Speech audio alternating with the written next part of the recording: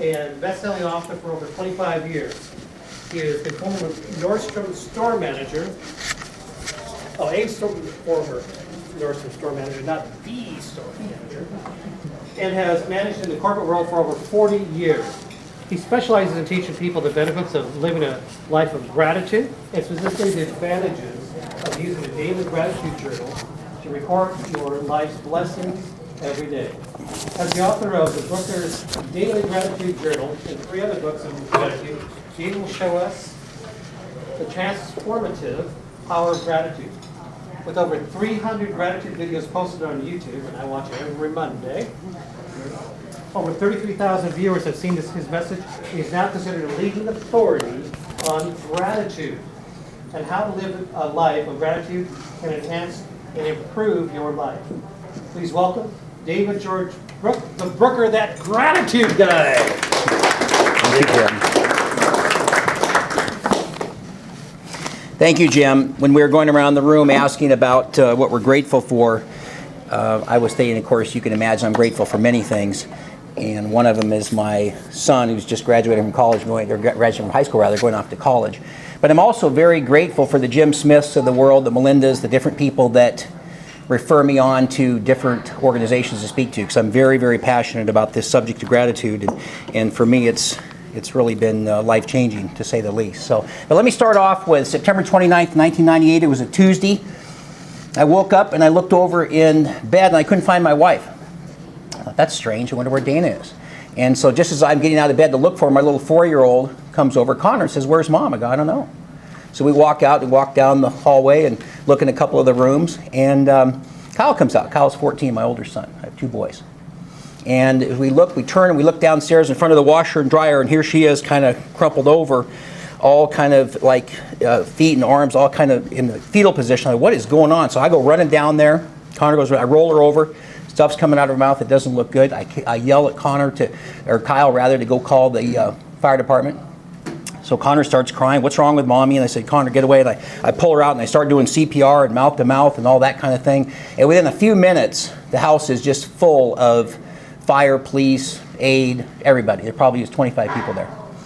And they had her out in the room, and this is all so surreal to me. And they had those paddles and tubes and wires and all these things stuck into her, and that kind of thing going on. And it's interesting because for those of you, and I speak to audiences from 20 people to 500 to 1,000, it doesn't matter. There's always people I know in this group that are going to be able to relate to something like this, where it's something this traumatic and how time loses all measure.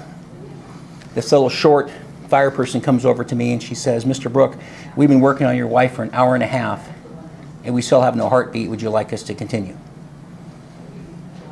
And I don't think in my life I'd ever had to make a life or death decision in my entire life. I hope I never have to again. And I said, "No, you can stop." And she was dead. And as I'm trying to console Connor, and I realize the value of shock, because when you're in shock, it's the way that you kind of get to protect yourself. And one of the things I talk about gratitude, which I'll get to in a minute, is about we're all looking for ways to numb some of the stress and pain and overwhelming aspects of life. But I thought after 2 or 3 days, when I was through the shock thing, and you wake up and you realize it's not a nightmare, it's actually happened to you. And I remember walking upstairs and there was a deck. We had a little small deck, and I walked out on the deck. It was 2 or 3 days later. And I looked out and I kind of looked out to the sky and I went, wow, now I see why people kill themselves. And it was one of those pivotal moments I'll never forget. And I thought, but I'm not killing myself. I've got a 4-year-old and I got a 14-year-old. Their mom is now dead. And I'm going to have to stick around to take care of these guys. But I could sure understand the pain when it's excruciating and feels like you've been overwhelmed and you can't even breathe. It's just the most unbelievable thing. And again, I'll guarantee you there's people in this room that have felt something like that. What made it particularly tough for me is it was another one in a long list of losses that I had suffered. My mom died when I was relatively young. My father was a very successful attorney, and he committed suicide, decided he didn't want to live anymore. 2 of my buddies were killed the night we graduated from Queen Anne High School. I was talking to Jim about some of us that the first digit in our age is a 6. I know you look at both of us, it's hard to believe, but we look so much younger. But that was 3 or 4 more buddies in in Vietnam.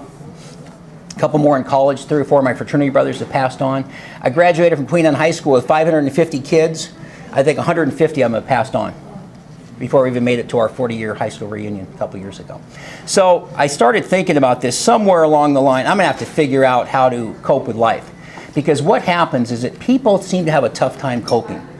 And I noticed that there's all these destructive coping mechanisms out there. And it's drinking, and it's pills, and it's just all smoking. It's all these crazy things. And why are people doing it? Why are drugs such a big problem?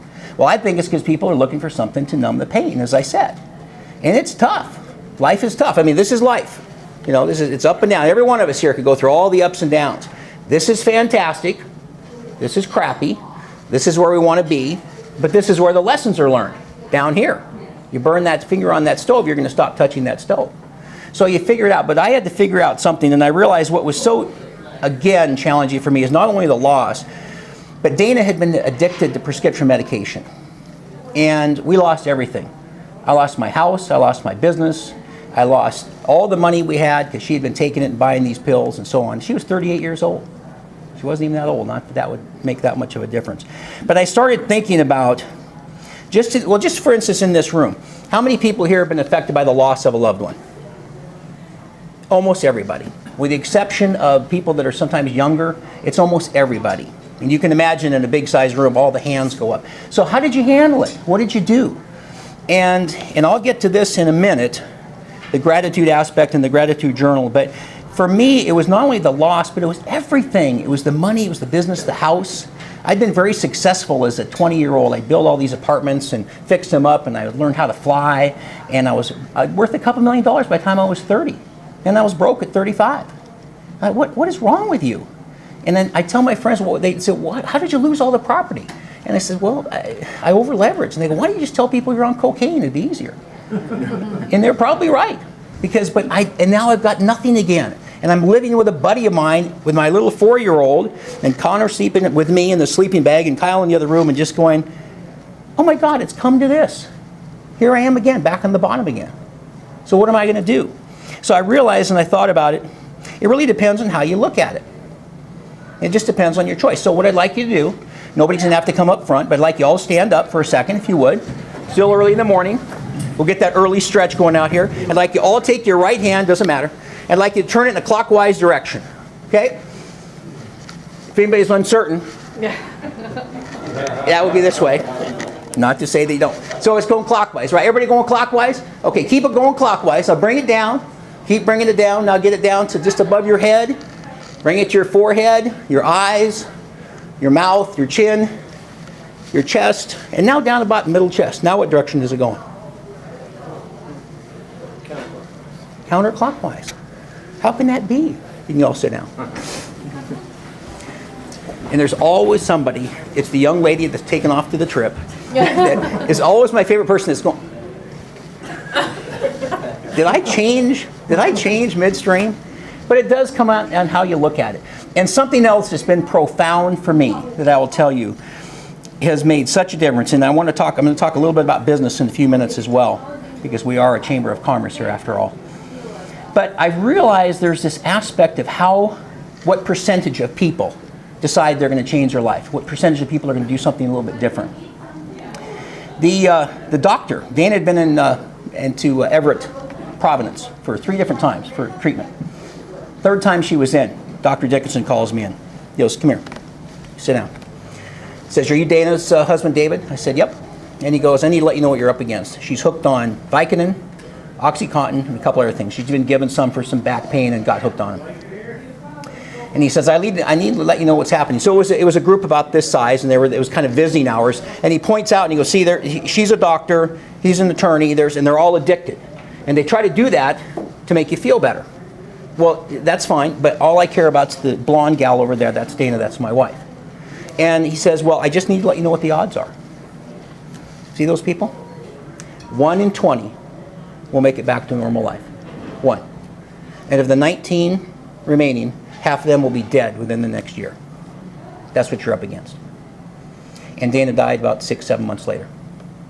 And I never, ever would have believed it. She was 38, as I mentioned. Our first date was running Green Lake. We met at Nordstrom, and she was very athletic, but it can happen to anybody. So what I realized is, again, back to how you look at something, whether that's clockwise here or counterclockwise here, it depends on your viewpoint. And so to me, you can choose gratitude, you can choose all these different things, but I'm going to ask you again later, are you the one or are you one of the 19? It doesn't matter what the subject is. I'll tell 20 people to buy a book. This is how many people buy it. What about the other? Well, I was going to get around to it. Hey, it's a book, it might make a difference. Yeah, I was really busy. I didn't get online. I was offline. Couldn't get on Amazon. It doesn't matter. It doesn't really matter. So what I realized is when I realized at some point that I'm going to have to find something. And I'm not going to go pop pills, and I'm not going to do all these kinds of things. And I've lost 4 or 5 of those friends that have passed away, been alcoholics, fried their livers, all this terrible stuff. But I did realize it's going to take as long as it takes. And that's a really, really key distinction. And I think that you have to stay passionate about, if you're a parent, if you're a friend, if you're family, whoever you're with. A lot of you run businesses. You've got employees that you're responsible to. But it takes as long as it takes, and you just can't give up. And I'll tell you one quick story about not giving up. So here's Connor. Connor's 4 when Dana passed away. So about 4 or 5 months later, he's having a really tough time in school. I can't say I was real surprised. So they do this assessment and everything. Then the next thing I know, he's been told we're going to need to hold him back. And he's got occupational therapy issues and gross motor problems and fine. I see, just his mom just died 6 months ago, for gosh sakes. Yeah, whatever. And so I send him out to the car, and they interviewed me after about 8 hours of tests. And they said, he's got a real problem. And I said, yeah, you've been telling me that. We live down by Green Lake, and I said, he's going to be the quarterback at Roosevelt High School someday, because I was a pretty good athlete. He's going to be the quarterback. No. He's not going to be an athlete. He's not really going to have any success in life to speak of. And every so often in the audience, somebody yells out, "Did you get her name?" Well, I didn't, unfortunately. But I went back out to the car, and I just burst into tears. I couldn't stop crying. Connor kept going, "What's wrong, Daddy?" And I was just crying all the way home. It was terrible. But then over time, I noticed that maybe they were right. He played baseball. Now, for those of you who have kids, T-ball. How hard is it to hit the ball? It doesn't move. It's just sitting here on this tee. And he'd hit the tee, and he'd hit up here. And I go, "Connor, it's right here. It's T-ball." But he kept trying. So then he'd go through. He couldn't hit. He couldn't throw. He couldn't catch. He couldn't really run to speak of or anything. But I'd sit in those stands, and I'd watch him just going in there. And then he'd go in, then he'd strike out. And the pitch was here, and he's swinging here. And he'd go, and he'd put his hands in the corner. And he'd just start crying. Well, I couldn't run down there. You can't as a parent. You got to let him stay with the team and fight their way through it. We finally get to May 31st, I think it was 2005. Bottom of the 7th, and he, of course, hasn't hit or done anything in the game. And at 7-6, the other team, it's bottom of the 7th, and there's 2 outs. And there's a guy on second and third. And guess who comes out of the dugout? And could I just have a walk? Hit by a pitch? And I tell you, if I ever thought I could hear God talk, he was looking down. Oh, now's a nice time to ask for prayer. For everything you've been through. So he gets up to bat. Ball 1, strike 1, ball 2, strike. It's full count. Next pitch, he rips it down the third baseline. It goes just inside the bag, goes into left field. The guy from third comes in, scores.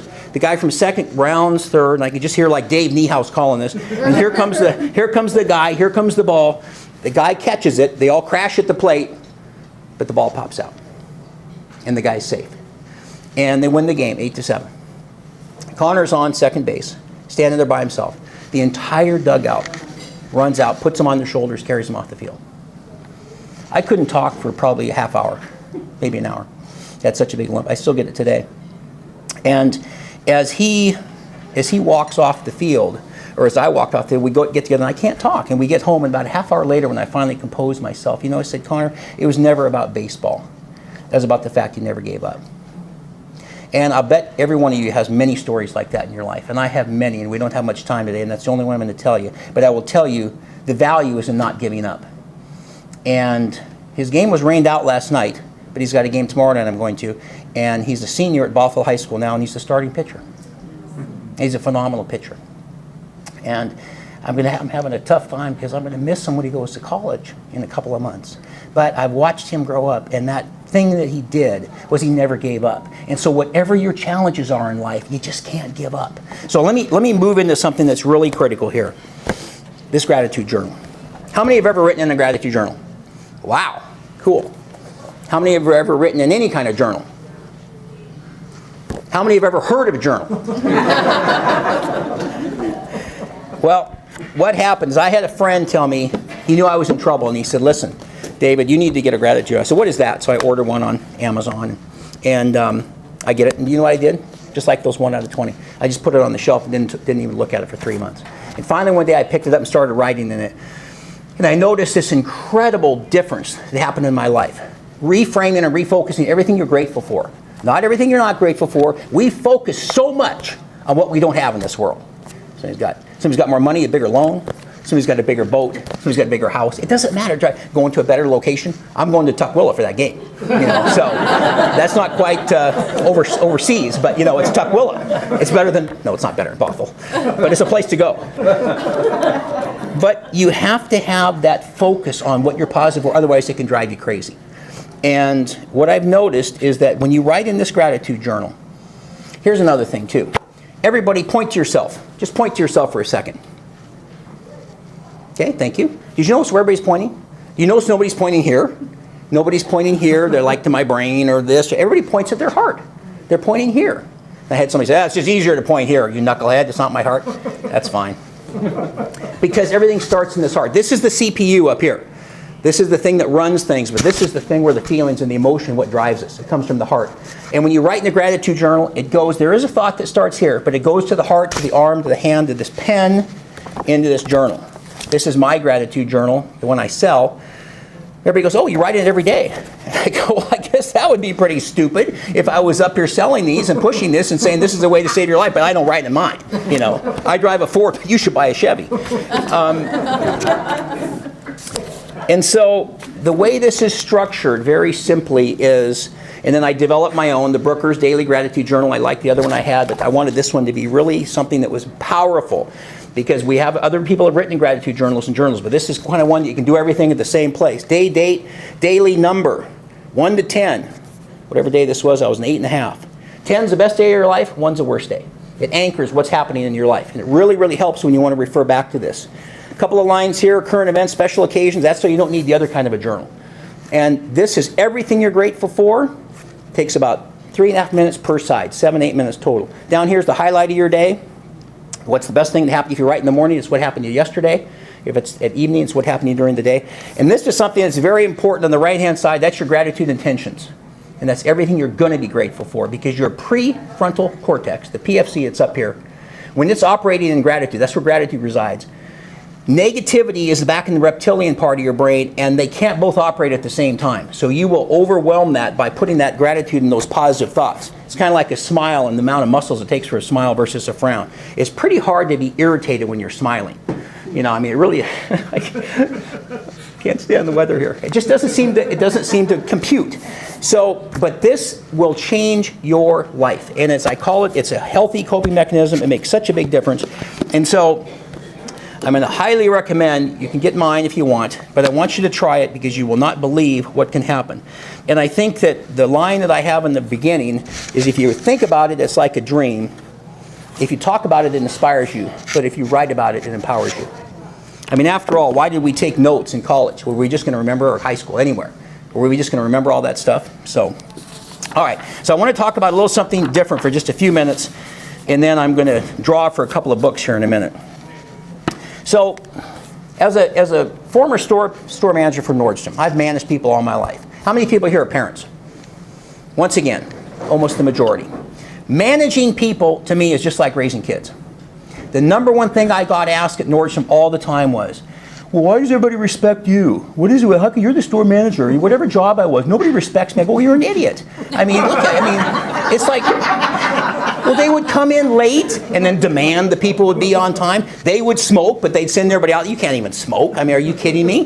They wouldn't do any work. They'd make them pick up the stuff. They'd be over there having a latte, whatever. And so you got to set a good example. Well, it's the same thing with being a parent. They see what we do. These people that watch us as our children, as our employees, they watch what we do. So I found something that was really interesting. Back in 1983, these were the top 3 things that employees were looking for. Some of you may have heard of this survey. Number 3 was being in on the know, getting the inside information on something. Number 2 was help with personal problems. And number 3 was appreciation and recognition, or number 1, I should say. 3, 2, 1. Appreciation and recognition. Well, being grateful for your employees, wanting to make sure that they're feeling, special. It's not just that job, that check they get every other Friday. Well, a new survey came out about a year ago. It's all changed.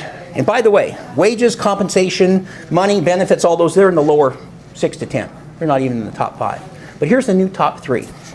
3 is responsibilities, feeling really a part of an organization. 2 is goals. And number 1 is purpose. People want a purpose now. This generation is much different than when some of us, Jim's of my age, and Mr. Deck of Cards, inside joke. And it's different now. People want to know what their purpose is. But how are you going to get that communicated to your employees about their purpose if you don't utilize the golden rule? Treat them as you want to be treated. So if you're grateful for yourself and you take good care of yourself and you're grateful for your employees, I don't care what kind of business you have or what size business you have, you're going to have success. So, all right, so I want to give away a couple of books. So what I'd like you to do, if we can, everybody take out your business cards, if you would. Now this is my little separate business card deal, and I have 2 things I want to have you get here.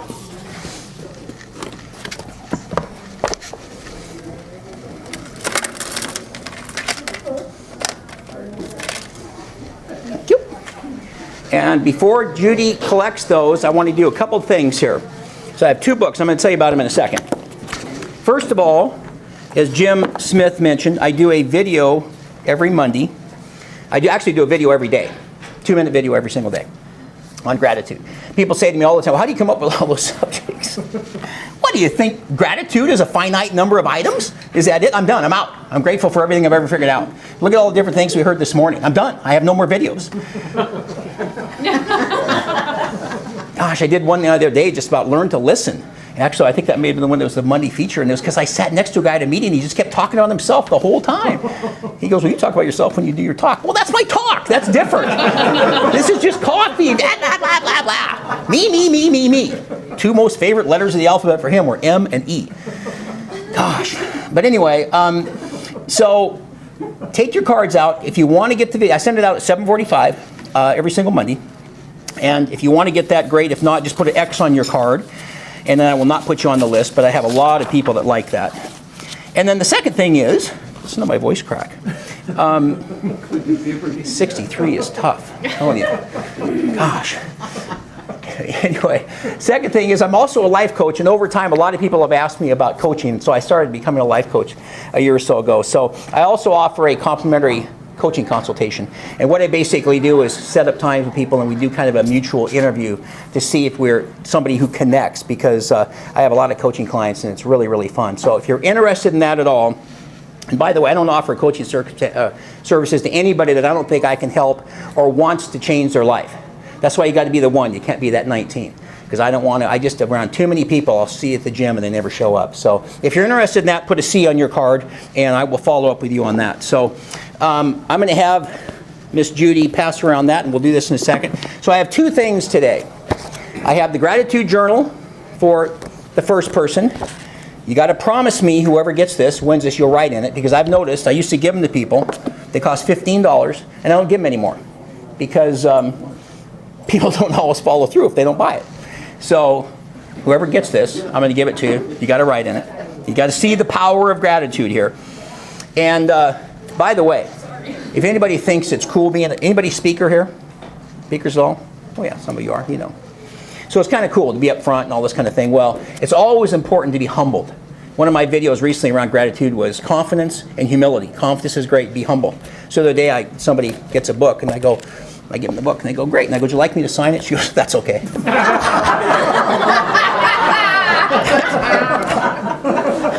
well, I even actually signed my own.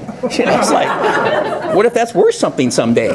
You know. So anyway, so that's the first one.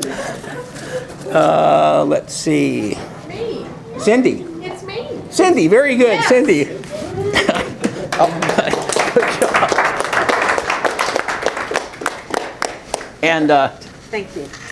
if you want, I'll sign it for you. And the second, this I put under the category of like con or not giving up. It's called Ready, Aim, Captivate. They interviewed a bunch of authors. And you had to submit a whole bunch of stories. I think I submitted 27 stories. And on the 28th one, I got accepted. And it's with some pretty cool people, Deepak Chopra, and some pretty interesting, influential people. And there's yours truly's little picture right there. And it was about living with gratitude in my story. I remember when I got the email and it said, you've been accepted for the Ready, Aim, Captivate series. It was very, very cool. So that is this one. And we'll see who this is. Patrick Otter. All right. Must be the lucky table back there. Will you autograph that for me? Yes, thank you, Patrick. You're my new best friend, just for asking that. All right, last thing. I'm running a little late, and I don't like to be late, sorry.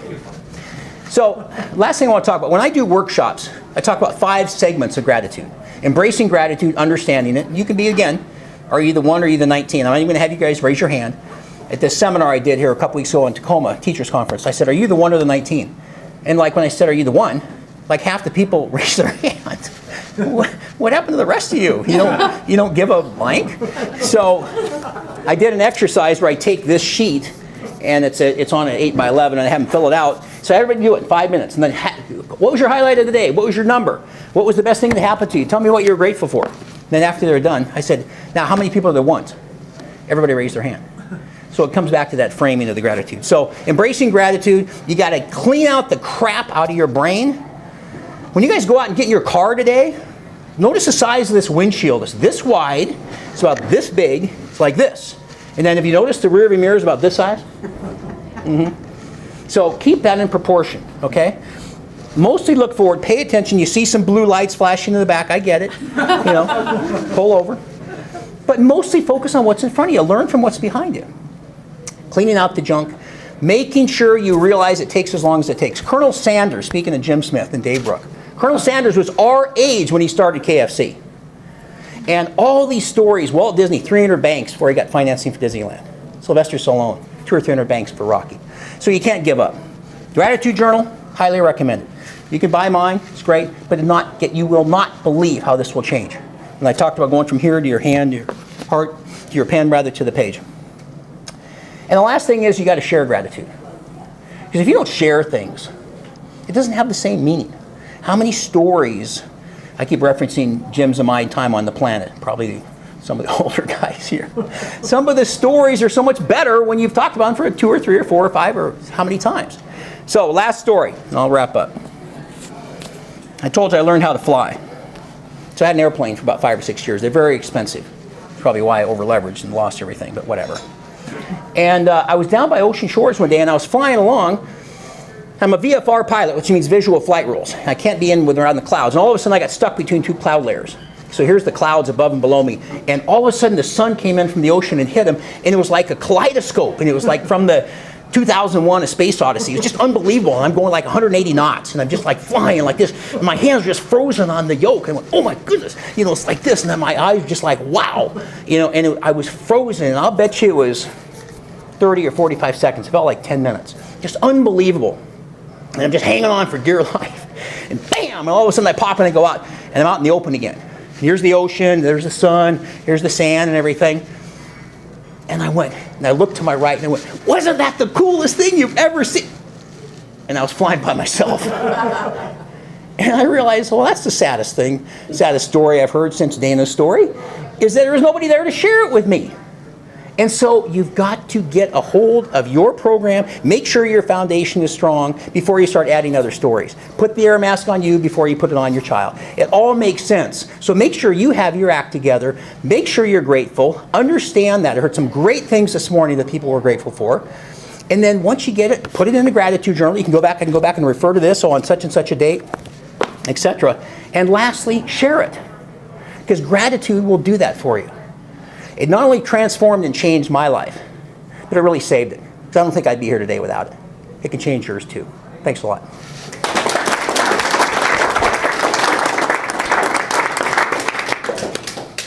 Thank you, Dave, and I appreciate the watch. Oh, yeah. Thank you. Wonderful, wonderful words by Dave. I do want